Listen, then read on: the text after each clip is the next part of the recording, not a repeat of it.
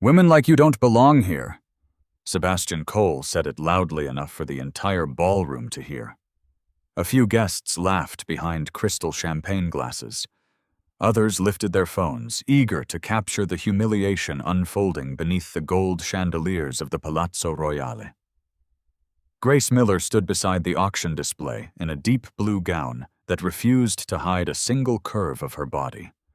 Her wrist was trapped in Sebastian's hand. Inside the glass case behind them rested a necklace made from discarded fragments of silver and gold, each broken piece reshaped into something deliberate, luminous, and whole. Grace had named it Unbroken. Tonight, it was supposed to change her life. Instead, Sebastian tightened his fingers around her wrist and called for security. "I told you," Grace said, keeping her voice steady. "I'm the designer." Sebastian's smile thinned. "And I told you that stealing an invitation doesn't make you one." A security guard approached, though his pace slowed when he noticed the name printed on Grace's badge. Around them, donors and socialites watched with the detached fascination of people who believed cruelty became acceptable when performed in formal wear. Grace could feel every old insult gathering beneath her skin. Too big, too visible, too ambitious.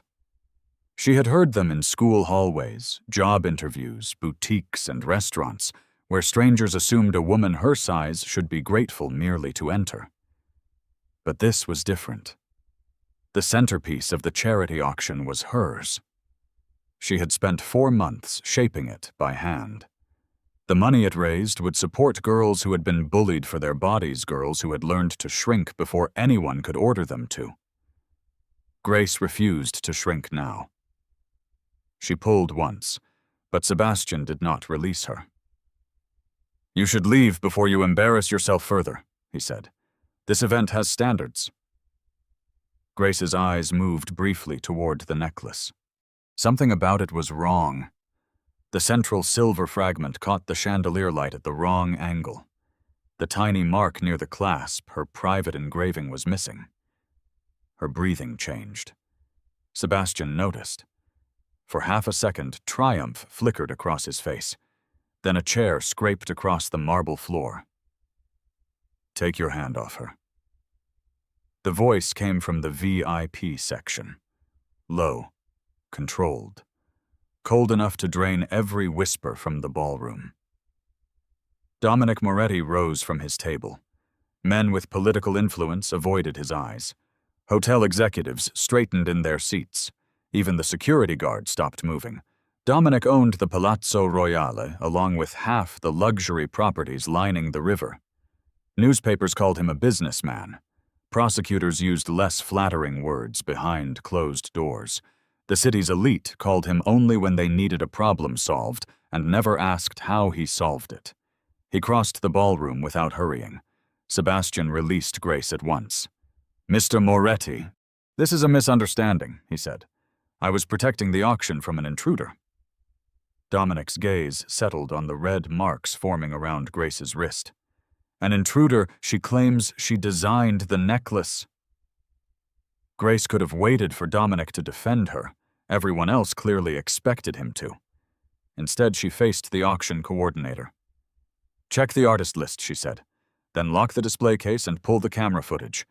The necklace inside it is not mine." A murmur spread through the crowd. Sebastian gave a sharp laugh, but it came too quickly. "She's trying to distract you." Grace pointed through the glass. "My original has a maker's mark beneath the third link. That one doesn't. Either your event displayed a counterfeit or someone replaced my work after it arrived." The auction coordinator hurried toward a staff tablet. Dominic studied Grace as though the ballroom had disappeared around them.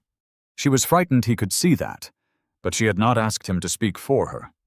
She had asked for evidence. The coordinator stopped scrolling. Her face lost its color. "Miss Miller is on the list," she said.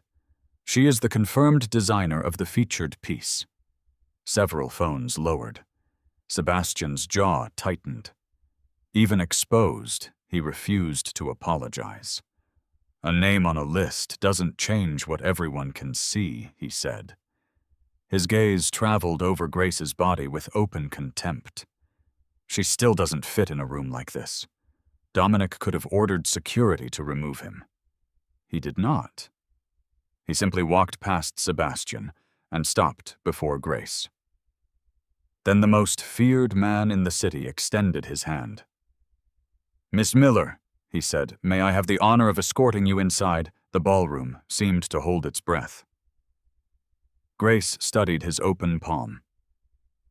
"Is this pity?" she asked. "Or are you making me part of the evening's entertainment?" Dominic did not flinch. "I'm offering you the respect you should have received when you entered." Grace placed her hand in his. Behind them, Sebastian stared at the necklace in the display case. He had wanted Grace removed before anyone discovered what he had done. By the end of the night, he would lose far more than his place at a charity gala. But to understand why a wealthy heir was so desperate to silence a jewelry designer, and why Dominic Moretti would eventually risk his empire for the woman beside him, we have to go back to the morning Grace received the invitation that brought her into this room. 3 weeks earlier, Grace Miller was standing over a scarred wooden workbench in the back room of a narrow storefront on Hawthorne Street. Morning light slipped through the blinds and caught on curls of silver wire, tiny files and trays filled with metal fragments most jewelers would have thrown away. Grace saved nearly everything. Bent clasps, scratched chains, broken settings. She believed damaged things could still become beautiful if someone had the patience to see what they might become. Her studio was small enough that the radiator warmed one side and ignored the other. A handwritten sign in the front window read, "Miller Handcrafted Jewelry." Though most days the only people who stopped were neighborhood customers needing a bracelet repaired or a wedding ring resized. Grace loved the work. The bills were another matter. A red notice lay beneath her sketchbook warning that the rent was 12 days overdue. Her supplier had stopped extending credit. 2 custom orders were waiting for deposits their owners had promised, but never sent. Grace pushed the envelopes aside and returned to the necklace spread across black velvet. Unbroken had begun with a box of discarded metal from estate sales and repair shops. None of the pieces matched. Some were tarnished. Others had been cut from jewelry people no longer wanted.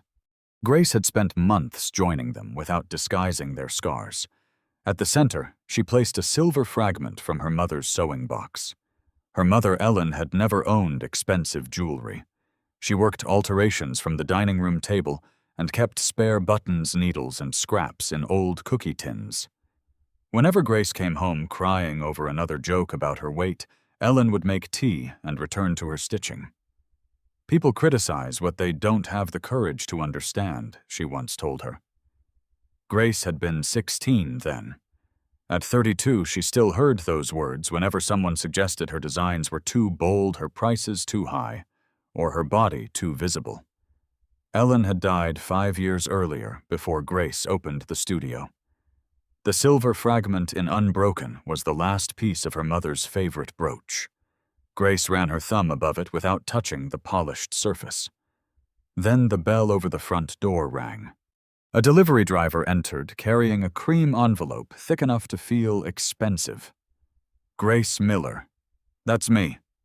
He asked for her signature and left before she could question him. The return address belonged to the Palazzo Royale. Grace stared at it. She had submitted Unbroken to the hotel's annual charity auction 6 months earlier after seeing a notice online.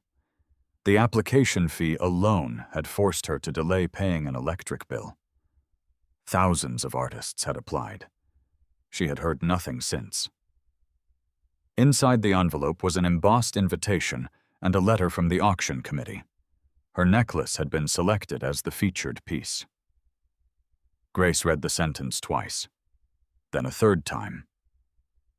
The auction proceeds would fund youth counseling and anti-bullying programs. Her name would appear in the event catalog. Buyers, brand executives, and gallery representatives from across the city would attend. It was the opportunity she had been waiting for. It was also in 10 days. Grace sank onto her stool, laughing once in disbelief before covering her mouth with both hands. For several minutes, the overdue rent, empty appointment book, and unanswered invoices disappeared. Then she saw the dress code. Black tie. Grace owned one formal dress, a navy wrap dress she had worn to a cousin's wedding 4 years earlier. It no longer fit comfortably, and the last time she had tried shopping for evening wear, a saleswoman had directed her toward a rack of shapeless black fabric before Grace even asked for help. She set the invitation down. The old instinct arrived quickly: decline politely, ship the necklace, avoid the room, let the work speak while she remained somewhere safer. Grace almost reached for her phone. Instead, she opened a drawer and removed a folded page filled with names. They belonged to girls who had written to her after she posted an early photograph of Unbroken online. Girls who said they avoided school pictures. Girls who wore oversized sweatshirts in summer. Girls who had been told that confidence was something they could earn only by becoming smaller. Grace had promised that if the piece was ever sold, the money would help people like them. She could not ask those girls to stop hiding while she hid from a ballroom. That afternoon, Grace closed the studio early and visited 6 clothing stores. At the first, an employee suggested she shop online. At the second, nothing came in her size. At the third, a woman glanced at Grace's body and said, "Dark colors are usually more forgiving." Grace left without responding. By the 6th store, her feet hurt, and the invitation in her bag felt less like an opportunity than a test designed by people who already expected her to fail. Then she found the blue dress. It was displayed on a mannequin several sizes smaller, with a fitted waist, structured shoulders, and a skirt that followed the body instead of concealing it. The sales assistant hesitated when Grace asked whether it came in her size. "We could show you something with more coverage." "I didn't ask for more coverage." Grace's voice was calm, but the woman blinked. 10 minutes later, Grace stood beneath the fitting room lights. The dress revealed her arms. It followed the curve of her stomach. It did not make her look thinner. That was precisely why she bought it. Back at the studio, she worked late into the night, finishing the necklace. She documented every stage as she always did: material records, sketches, close photographs, and the maker's mark beneath the third link. It was a habit born from experience. 2 years earlier, Grace had pitched a geometric bracelet design to Cole Luxury Holdings, hoping for a manufacturing partnership. The company rejected her proposal. 6 months later, a nearly identical design appeared in one of its collections. Grace had contacted attorneys, but she could not afford the case. Cole Luxury had money, influence, and a legal department large enough to bury a small designer in paperwork. The name on the rejection letter had never left her memory. Sebastian Cole. When Grace reviewed the Gala's sponsor list, she found his family's company near the top. Her excitement cooled. She considered withdrawing. Then she examined Unbroken beneath the work lamp. The fragments were still visible, each imperfection made part of the design instead of erased. Grace placed the necklace in its case and fastened the lock. "I'm not disappearing for him," she whispered.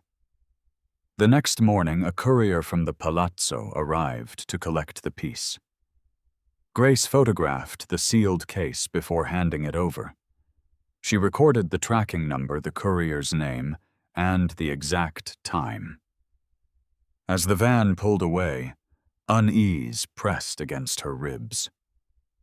Across the street, a black sedan remained parked beside the curb. Its windows were tinted too dark to see inside. Grace watched it for several seconds. Then the car eased into traffic and disappeared. She told herself it belonged to a customer from one of the neighboring businesses. But later that afternoon, when she opened her email, a message waited from an unknown address. It contained no greeting, only one sentence. "Withdraw your necklace before the gala, or everyone will learn what kind of fraud you are." Grace read it twice. Her hands trembled, but she did not delete it. She printed the message, saved a copy, and placed it beside her sketches and material records. Then she reached for the palazzo invitation. For most of her life, fear had persuaded her to leave rooms before anyone could throw her out. This time she intended to arrive early. On the evening of the gala, the Palazzo Royale glowed above the river like a palace built for people who had never been told no. Grace arrived 20 minutes early. Valets moved between black cars. Photographers waited behind velvet ropes. Women in jeweled gowns entered on the arms of men whose names appeared on hospital wings, museums, and campaign checks. Grace paused beneath the awning. The blue dress fit exactly as it had in the store. It showed the shape of her body without apology. Her mother's small sewing thimble rested inside her evening bag beside the printed threat, the gala invitation, and photographs of Unbroken before it left the studio. She drew one slow breath and walked inside. The first stare came before she reached registration. The second lasted longer. By the time an attendant checked her name, Grace had already heard someone whisper that the hotel must have relaxed its dress code. The attendant found her reservation and smiled professionally. "Miss Miller, featured artist access is through the ballroom. Your display is in the VIP exhibition area. Thank you." Grace had taken only a few steps when a young server lost control of a tray. 2 champagne glasses struck the floor. One shattered, and a wave of pale wine spread across the marble. Guests pulled back to protect their shoes. Grace crouched beside the server. "Don't touch the glass," she said. "You'll cut yourself."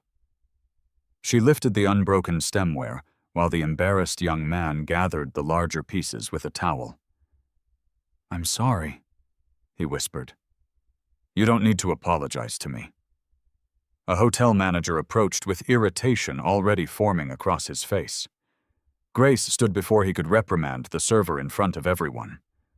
"No one was hurt," she said. "That's what matters." From the opposite side of the lobby, Dominic Moretti had been watching. He had entered without announcement, accompanied by 2 men who kept a measured distance behind him. Conversations shifted as he passed. Donors abandoned one another mid-sentence to shake his hand. A councilman laughed too loudly at something Dominic had not intended as a joke. Dominic offered each person the same brief attention. No warmth.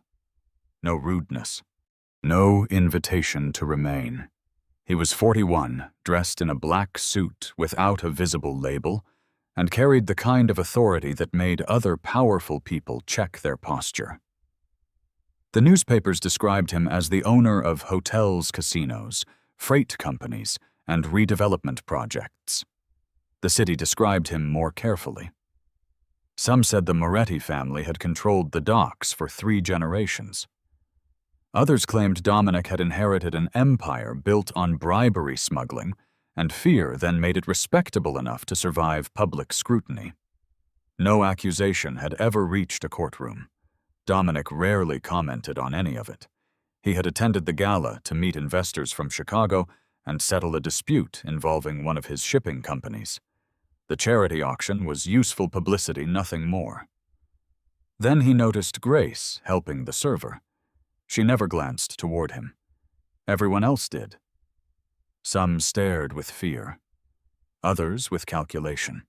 A few women positioned themselves where he would have to acknowledge them. Grace finished drying the marble with a napkin, gave the server a reassuring nod, and continued toward the ballroom as though Dominic Moretti were simply another guest. That interested him. Inside, the auction committee had arranged the featured pieces beneath individual spotlights. Paintings lined one wall. Sculptures occupied white platforms. Unbroken stood in a glass case at the center of the exhibition area. Grace saw it from across the room and felt relief loosen her shoulders. The necklace appeared intact.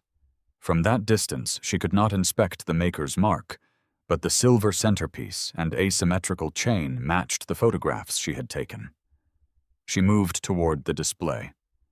A velvet rope separated the main ballroom from the VIP exhibition area. Grace showed her badge to a staff member who studied it longer than necessary. Before he could lift the rope, a man stepped into her path. Sebastian Cole wore a white dinner jacket and the relaxed expression of someone who had never doubted that a room belonged to him. Grace recognized him immediately from interviews and company photographs. Up close, he seemed younger than she expected, perhaps 35. His smile was polished, but his eyes remained flat. "Can I help you?" he asked. "I'm here to inspect my piece before the auction. Your piece unbroken." His attention moved over her dress, her arms and her body before returning to her face. "You're Grace Miller." She heard the disbelief he made no effort to hide.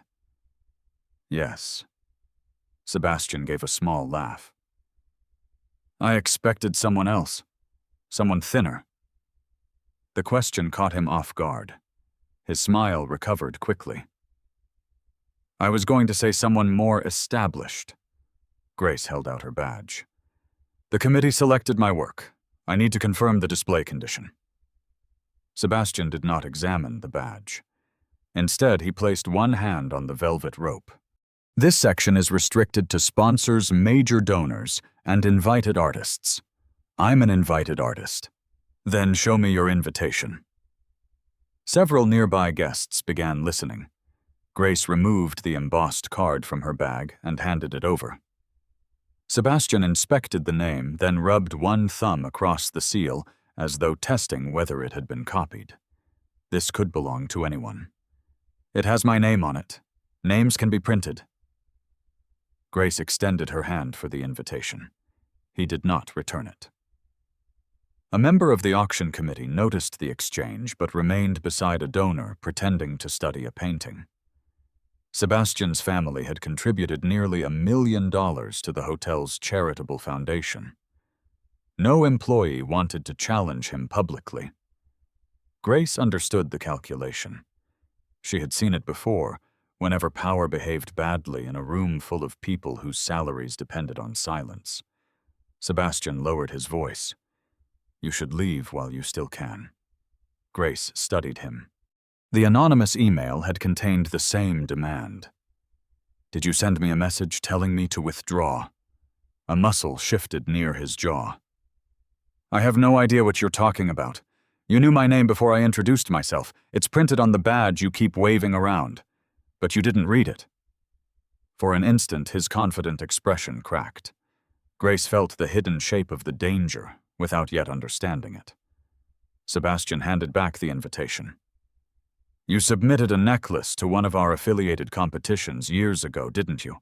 I submitted a bracelet design to your company. Then perhaps you're confused about how this industry works. Rejection doesn't make you a victim. Using my design after rejecting it might." The guests nearby grew quieter. Sebastian's private fear surfaced beneath his contempt. Grace had not arrived merely as an artist.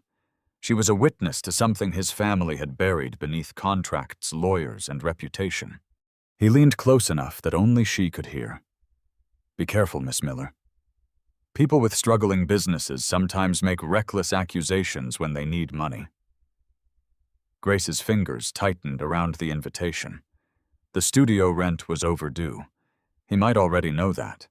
If Cole Luxury chose to sue her, She could lose the business before proving a single fact.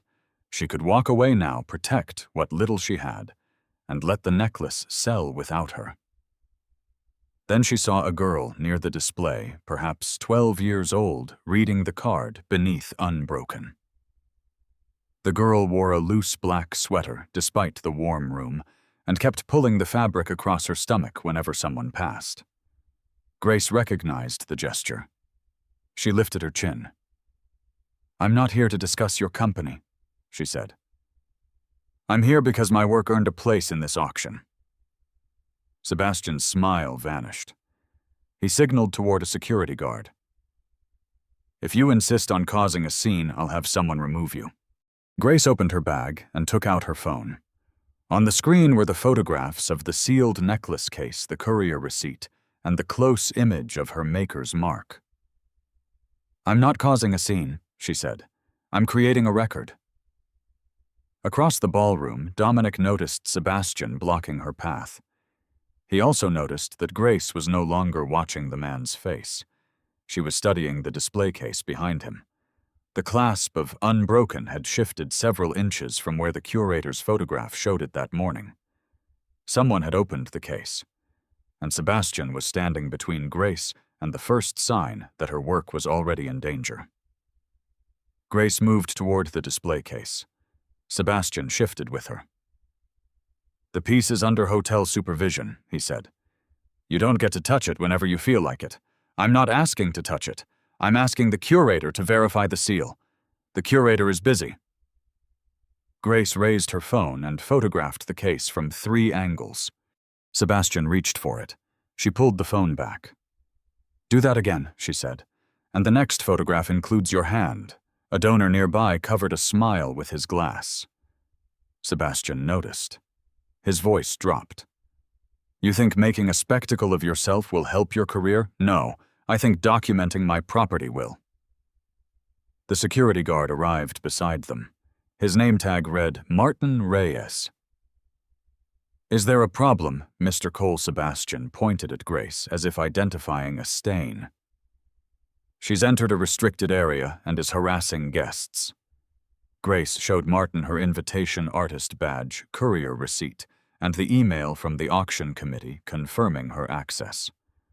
Martin read each one.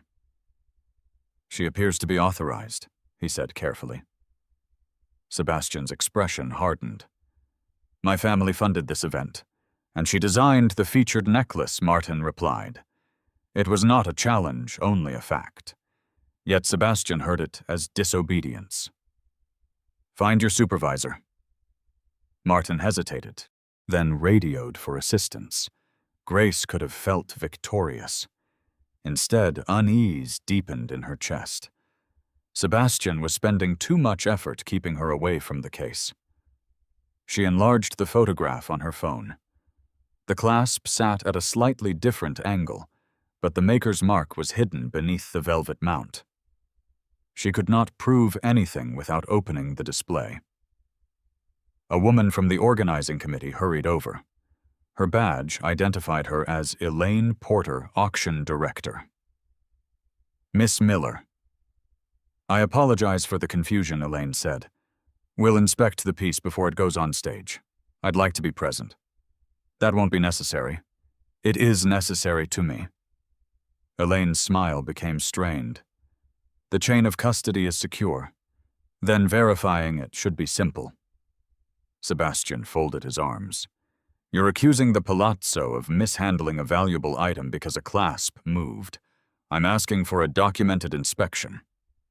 Elaine glanced toward the donors gathering near the exhibition. The auction was less than an hour away. Any delay involving the featured piece could embarrass the hotel and frighten bidders. "We can't interrupt the event over a suspicion," she said. Grace heard the rule beneath the words. The appearance of order mattered more than the possibility of wrongdoing.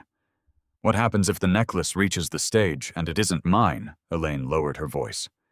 "That is an extraordinary accusation. So was the anonymous threat telling me to withdraw." She showed the printed message. Elaine read it, and concern briefly replaced annoyance. Sebastian gave a dismissive laugh. Anyone can send themselves an email. Grace faced him. You seem very certain it's meaningless. I'm certain you want attention. The insult was familiar. Whenever Grace defended herself, someone eventually accused her of enjoying the conflict. Elaine handed the paper back. I'll have our technology team note the message. For now, please enjoy the reception. In other words, do nothing. In other words, follow procedure. Grace almost replied, but a movement near the case stopped her. A hotel employee wearing white gloves opened the rear panel with a key. He adjusted the velvet stand while another staff member blocked the view. Grace moved around Sebastian, who authorized that Elaine followed her gaze. The piece is being prepared for presentation. Then I need to inspect it now. The employee closed the case before she reached him. Sebastian placed himself between Grace and the display once more. This obsession is becoming embarrassing. My name is attached to what's inside that case. Your name is the only thing giving it value tonight. Grace absorbed the remark. Then she understood what he was trying to do. If she became angry enough, security would remove her. If she remained quiet, the necklace would go on stage without inspection. Either choice protected him. She chose a third. Grace opened the camera on her phone and began recording. My name is Grace Miller, she said clearly. At 7:14 p.m., I requested an inspection of my submitted work after observing that the display had been opened or disturbed. The request was denied by auction director Elaine Porter. Elaine's composure faltered. Please stop recording staff. Tell me where the event policy prohibits it. This is private property. Then ask me to leave on camera. A few guests drew nearer. Camera lights blinked from 2 phones behind Sebastian. He seized Grace's wrist. The contact sent pain up her arm. Enough! Grace did not shout. Release me! You don't get to threaten this event because you're desperate for publicity. Release me! Martin Reyes returned with a supervisor, but neither man acted immediately. Sebastian's grip tightened while every person around him calculated whose anger would cost them more. That hesitation opened an old door inside Grace. At 14, 2 boys had blocked her school locker while classmates watched. At 19, a nightclub bouncer had laughed when he decided her dress was not right for the venue. At 26, an interviewer had advised her to design jewelry for women who understood luxury as if her body had disqualified her from recognizing beauty. Every time, the audience had become part of the humiliation by doing nothing. Grace felt the memories pressing against her throat. She also felt the small, hard shape of her mother's thimble inside her bag. She stopped pulling against Sebastian's grip. Instead, she lifted the phone with her free hand and aimed it directly at him. State your name, she said. His confidence flickered. You know my name, for the record. A chair scraped behind them. Dominic Moretti had risen from the VIP table. Sebastian released Grace before Dominic reached the rope. The red marks on her wrist were already darkening. Dominic examined them, then fixed his attention on Sebastian. What happened? Sebastian answered first. She disrupted the exhibition, accused the hotel of theft, and refused to follow staff instructions. Grace said nothing. Dominic waited. The silence forced Elaine to speak. Miss Miller raised a concern regarding the display seal. We were attempting to resolve it. By restraining her. No, Elaine said quickly. That was not authorized. Sebastian scoffed. I stopped her from rushing the case. You should be thanking me. Dominic's voice remained quiet. Do you often put your hands on women when you expect gratitude? Several donors lowered their eyes. Sebastian's father's money had protected him in most rooms. Dominic's power operated differently. It did not need public approval. Still, Grace did not want the truth replaced by another man's intimidation. Mr. Moretti, she said, I need the display opened in the presence of the curator and a neutral witness. Dominic glanced at her phone, the printed threat, and the photographs she had prepared. You believe the necklace was changed. I believe the chain of custody may have been compromised. I can prove what I delivered, but I need access to what is being auctioned. I can close the ballroom until it's verified. No. The answer surprised him. Grace continued. Hundreds of people came here to raise money. Staff members shouldn't be trapped or questioned because one person may have interfered with my work. Dominic's eyes narrowed slightly. Fear produces answers quickly. It also produces false ones. For a moment, neither spoke. Then Grace added, Give me a witness the case and 10 minutes. Dominic signaled to Martin Reyes. You heard her. Elaine began to protest, but Dominic's attention settled on her. The artist will inspect her work. The case was opened in a private preparation room behind the ballroom. Elaine Martin. Sebastian, Dominic, and Grace stood around a stainless steel table while the necklace remained on its velvet mount. Grace put on gloves. She checked the chain, the solder points, the clasp, and the central silver fragment. Everything appeared correct. Sebastian leaned against the wall. Satisfied, Grace turned the clasp over. Her maker's mark was there. A tiny letter E inside a broken circle engraved in memory of Ellen.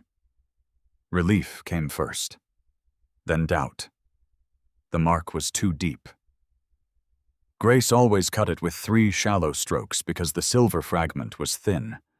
This one had been stamped in a single press. She examined the 3rd link.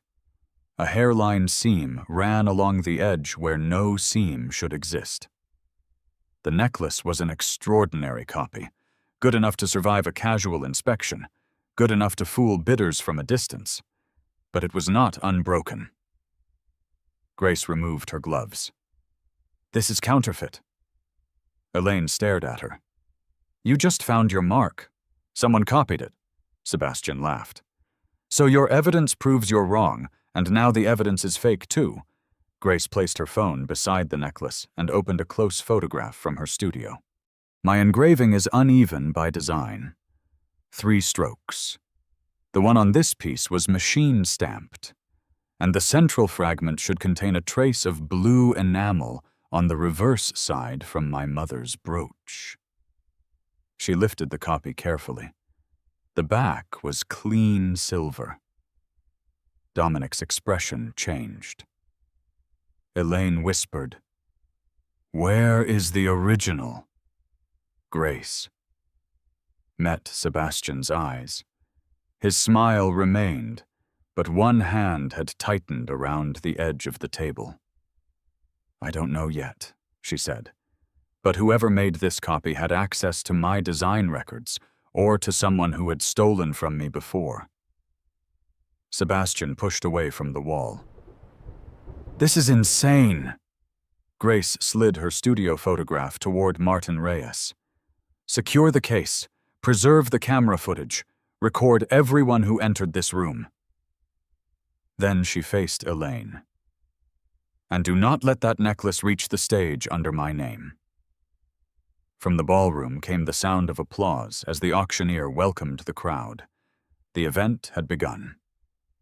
Sebastian checked his watch. Grace saw the movement and understood the pressure he had been waiting for. Once the bidding started, the hotel would prioritize avoiding scandal. Her objections would become an inconvenience. Everyone wanted silenced. Elaine's radio crackled. The featured lot is scheduled in 12 minutes. Sebastian's smile returned. Grace placed both hands on the table. Then we have 12 minutes to find out who is trying to destroy me. 12 minutes later, Grace was back beneath the ballroom chandeliers. The counterfeit necklace rested inside its presentation box, carried toward the stage, while Elaine Porter whispered urgently into her radio. Dominic had ordered the auction paused, but the auctioneer had already introduced the featured lot, and hundreds of guests were watching. Sebastian stayed close to Grace. Too close. When she moved toward the stage, he blocked her path and announced that she had entered the VIP area under false pretenses. He demanded her invitation, accused her of fabricating her credentials, and told the room that women like her did not belong there. Then he grabbed her wrist. Dominic's command ended that part quickly. "Take your hand off her." Sebastian released Grace, but the damage had already become entertainment. Phones rose across the ballroom. A woman in diamonds whispered something to her companion and laughed. Grace saw the counterfeit necklace reach the auction table. "Stop the sale," she said. The auctioneer pretended not to hear. Grace moved around Sebastian. "This lot cannot be sold." Elaine caught her near the stage stairs. "We are handling it. You have less than a minute before someone bids on stolen work under my name. The audience doesn't know there's a problem. That is the problem." A jewelry expert from the auction house had already begun examining the necklace beneath a magnifying lens. He checked the chain, the weight, and the central setting, while the room settled into expectant silence. Then his brow tightened. He asked for the material certificate. Elaine handed it to him. The expert compared the document with the piece and adjusted his glasses. "This metal composition does not match the submitted report."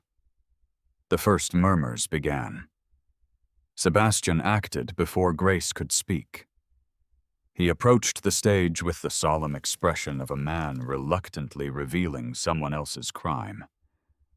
"I was afraid this might happen," he said. Grace felt the trap close. Sebastian addressed the donors. "Miss Miller has been making increasingly erratic claims all evening.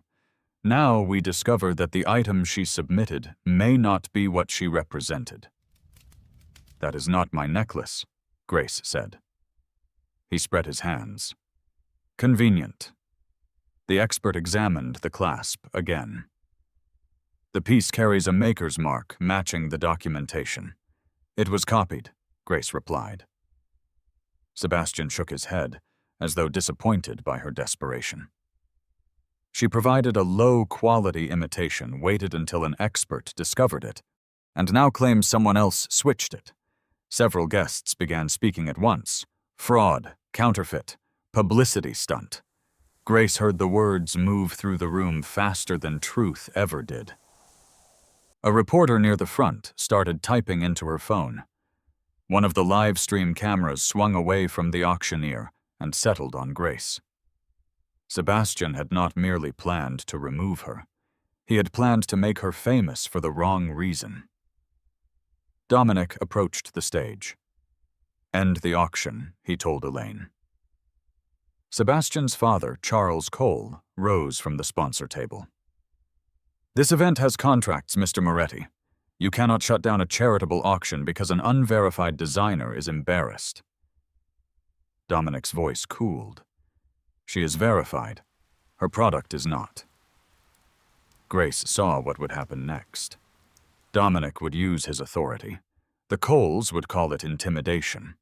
The audience would remember a mafia boss silencing questions for a woman he had publicly favored. Her innocence would have become another rumor attached to his name. She touched Dominic's sleeve. "Don't close the ballroom." He studied her face. "They're accusing you of fraud. Then let them hear my answer." Dominic's instinct was visible in the tension of his jaw. He wanted doors locked, guests separated, employees questioned. Grace shook her head. "No threats. No one is guilty because they're afraid of you. And if the person responsible walks out, then I'll prove enough to bring them back."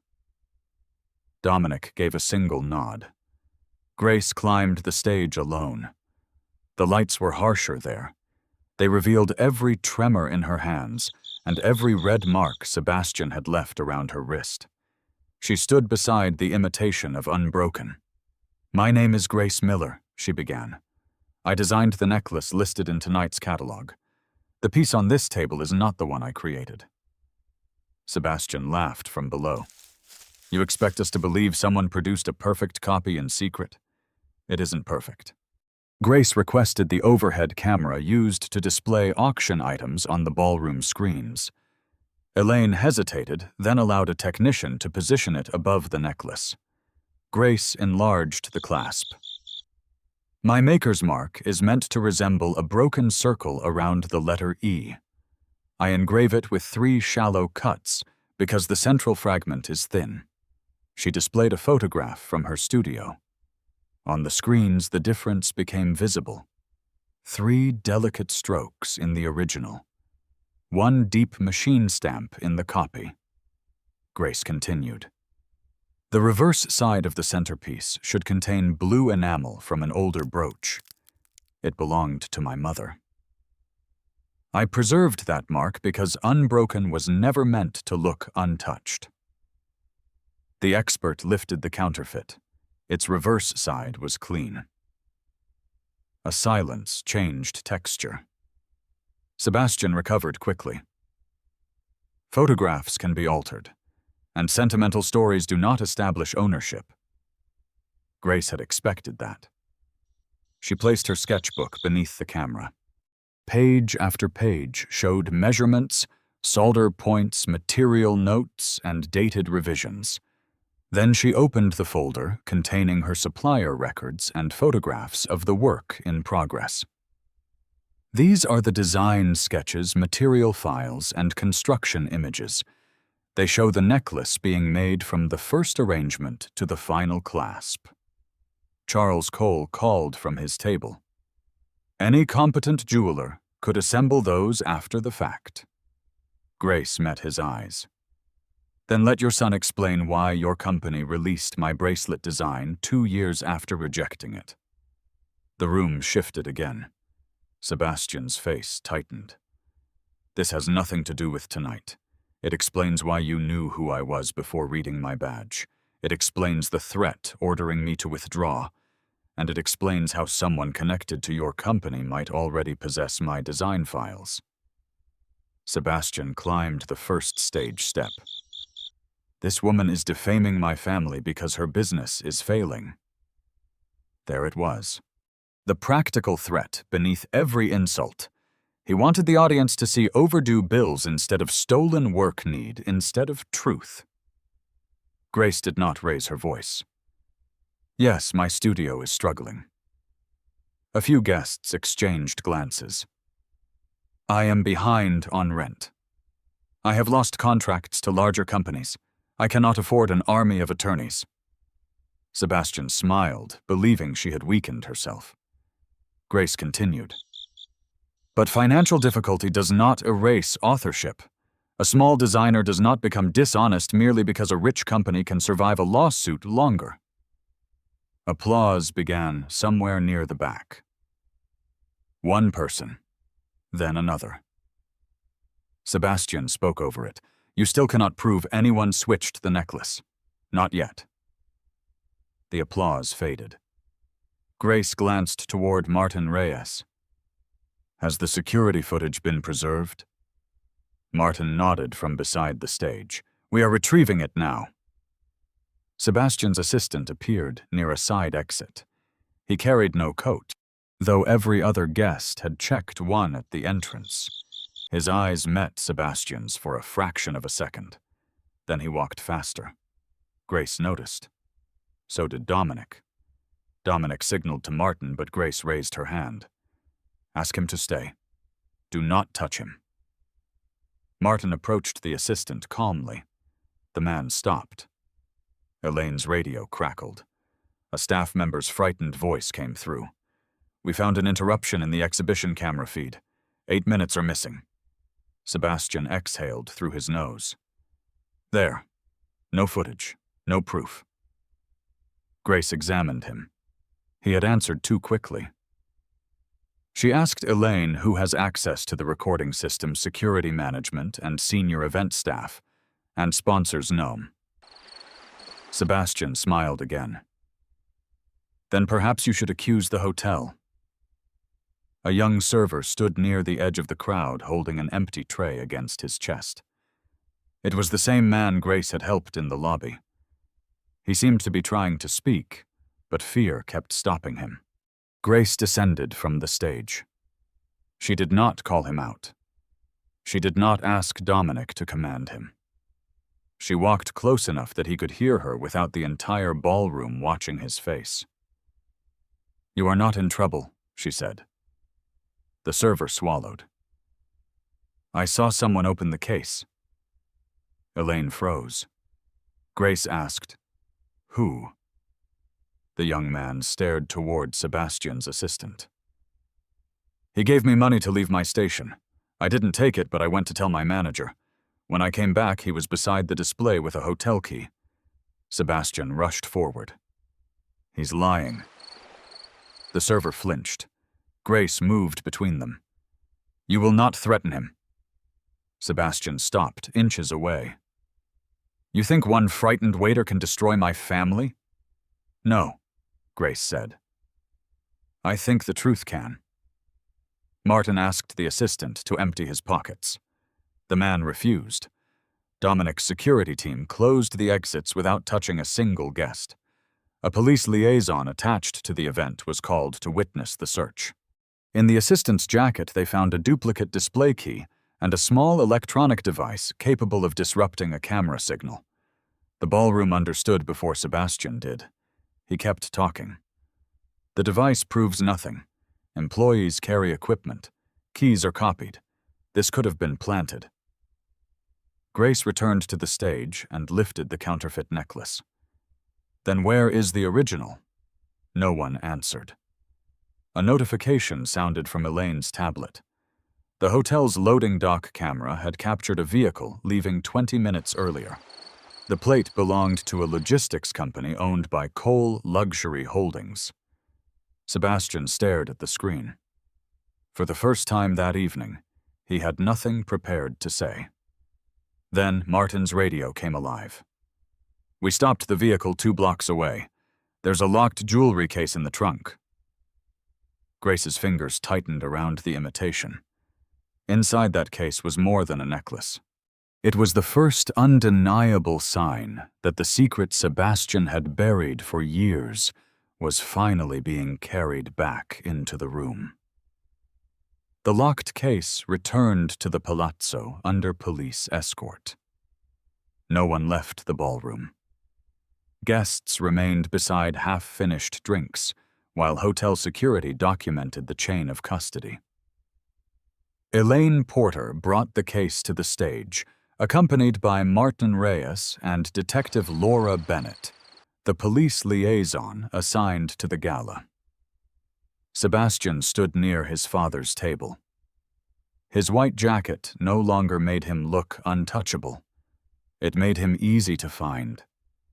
Detective Bennett unlocked the case in full view of the audience. Inside lay the real Unbroken. Grace recognized it before anyone lifted the necklace from the velvet. The blue enamel on the back of her mother's silver fragment caught the stage light. The third link carried 3 shallow engraving strokes, imperfect and unmistakably hers. Elaine placed the original beside the counterfeit. The ballroom screens displayed both pieces. Even from the farthest tables, the differences were clear. Sebastian folded his arms. "A necklace was found in a company vehicle. That does not prove I put it there." The assistant who had carried the duplicate key stood beside Detective Bennett. His confidence had collapsed during the wait. Sebastian pointed toward him. "If an employee acted alone, my family cannot be held responsible." The assistant stared at the floor. Grace watched Sebastian abandon him without hesitation. The same man who had risked arrest to protect Sebastian was already being reduced to a convenient criminal. Detective Bennett asked, "Did you remove the necklace?" The assistant remained silent. Sebastian spoke for him. He should have an attorney. He has been offered one, Bennett replied. He asked to make a statement first. Sebastian's father rose. This spectacle ends now. Any further discussion can occur privately with counsel. Grace lifted the real necklace from its case. No. Charles Cole faced her. This is no longer your decision. It became my decision when your family used my name to sell a counterfeit. The central silver fragment rested against Grace's glove. She held it beneath the overhead camera and showed the blue enamel on the reverse side. This mark is why the copy failed. Sebastian gave a bitter laugh. We have heard the story about your mother. No, Grace said. You heard the part that made the necklace valuable.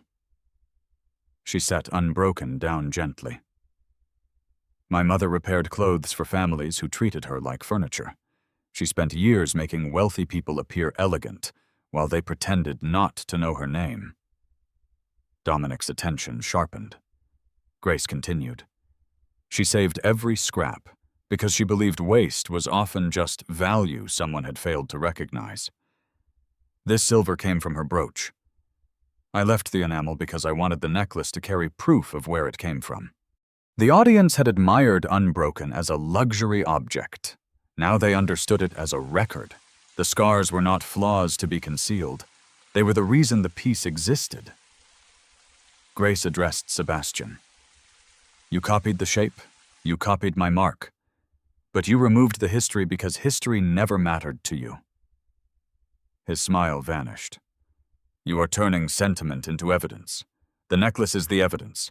It proves you made one version. It proves the version submitted with my material records was replaced. Sebastian pointed toward the assistant. By him.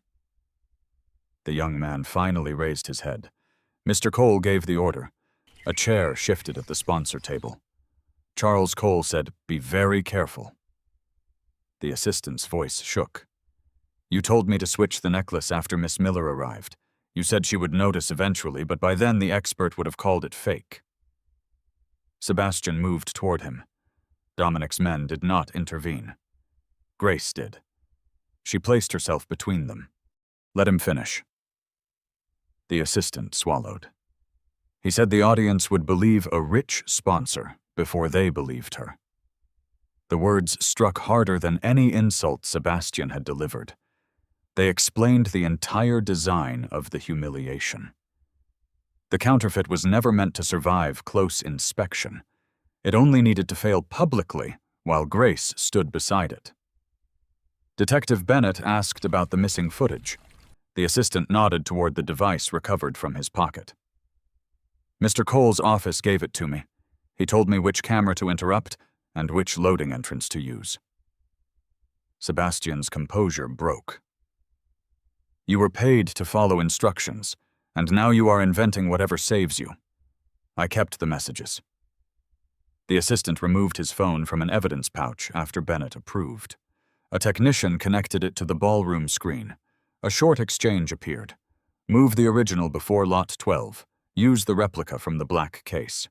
Make sure Miller is present when the expert checks it. The sender was saved under Sebastian's name. Charles Cole objected immediately. Contacts can be mislabeled. Messages can be fabricated. Detective Bennett agreed that the screen alone was not final proof. We will preserve the device and verify the account through the carrier, she said. No conclusion will be based on a screenshot. The measured response quieted the room more effectively than a threat. This was no longer gossip. It was the beginning of a formal investigation. Grace opened her folder. There is another reason Sebastian needed me discredited tonight. She placed 2 bracelet sketches beneath the overhead camera. One carried her handwritten date from 2 years earlier. The other was a Cole luxury advertisement released 6 months after her proposal had been rejected. The designs matched in structure clasp placement and an unusual offset hinge Grace had developed to fit wider wrists comfortably. Sebastian shook his head. Similar jewelry exists everywhere. Grace changed the image. Her original construction photograph contained a drafting error, one decorative groove extended into the hinge where it served no purpose. Grace corrected it before creating her prototype. Cole Luxury's first production run contained the same useless groove. "I never published that version," she said. "It appeared only in the proposal sent to your company." Charles Cole reached for the microphone. Dominic placed one hand over it. He did not threaten him. He simply prevented another interruption. Grace continued. "Sebastian did not target me because he disliked my dress or doubted my invitation. He recognized the designer whose work his company had already taken. The hidden truth moved through the ballroom table by table. The public cruelty had never been random. Sebastian had needed Grace to appear dishonest before she became visible enough to challenge him." The assistant confirmed that Sebastian had ordered staff to monitor the guest list. He had also instructed the courier company to photograph Grace's packaging and access the digital images submitted to the auction committee. Those images had been used to manufacture the copy.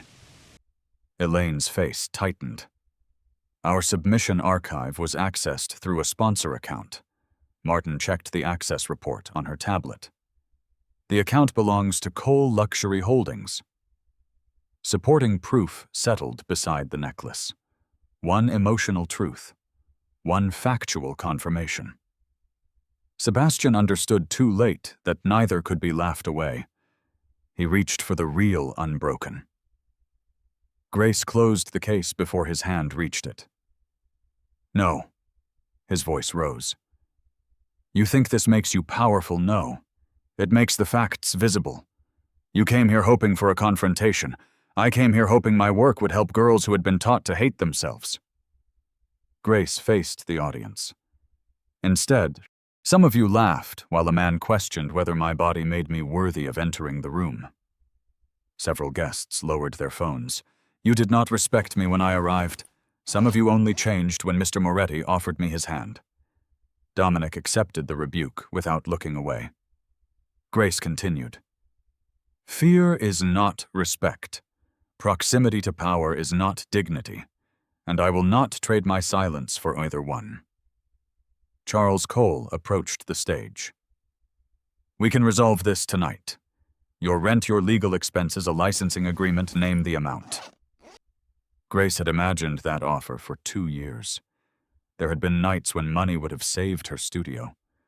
Mornings when she would have accepted almost anything to stop feeling helpless.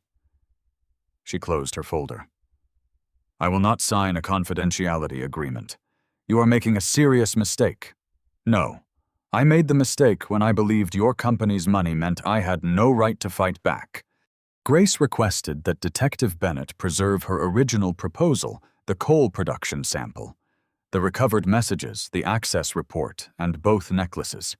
She then announced that she would pursue claims for intellectual property theft fraud and damages not only for herself, but alongside other independent designers willing to come forward.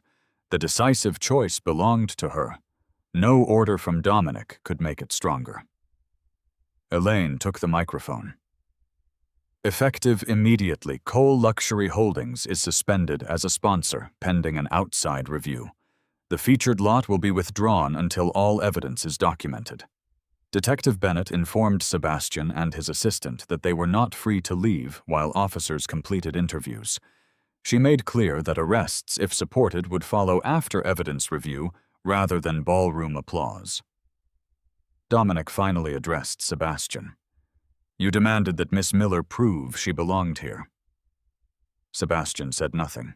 Dominic's voice remained calm. "She just proved this room was unworthy of her." The auction resumed later that evening, with the authentic Unbroken returned to its case. When bidding opened, several guests competed aggressively, perhaps from admiration, perhaps from shame. Dominic waited until the room reached its limit. Then he named a price twice as high as the previous bid. Grace watched him from beside the stage. After the hammer fell, she approached him privately. "You didn't have to rescue the auction." "I didn't. You paid more than the necklace is worth." Dominic studied the silver fragment. "My mother was a seamstress." Grace became still. "She entered rooms through service doors," he said. "Then she altered gowns for women who would not acknowledge her if they met in public." His voice carried none of its usual steel. "My father reminded her constantly that she had been born beneath him. I heard him tell her she should be grateful he allowed her into his world."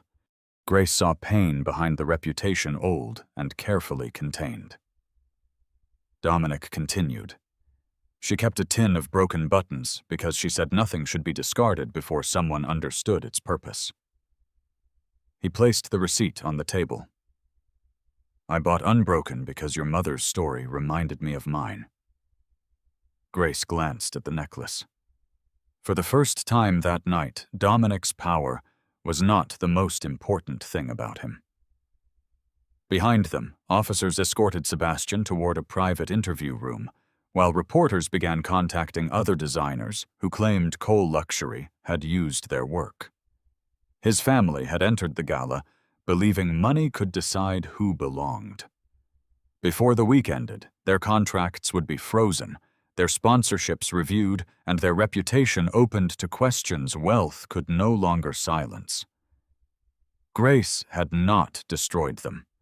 She had simply refused to disappear long enough for the truth to find witnesses. The investigation did not end when the ballroom emptied. Within days, Cole Luxury's major contracts were frozen pending review. Outside counsel examined claims from independent designers who said the company had copied their work, buried complaints, and threatened anyone without the money to fight back. Sebastian Cole was charged in connection with fraud evidence tampering and intellectual property theft. But his humiliation at the gala was only the beginning.